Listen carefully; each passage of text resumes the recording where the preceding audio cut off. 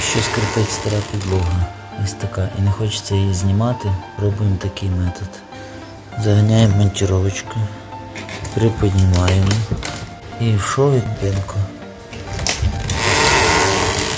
Саморізами прикручуємо кожну досочку. А якщо нічого не допомагає, прорізаємо пилкою шви. Прорізані шви очищаємо пилососом.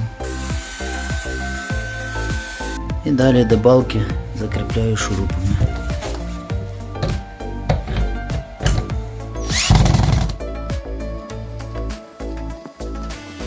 Коли пінка висохне, зверху зрізаємо і підлога готова. Можна використовувати.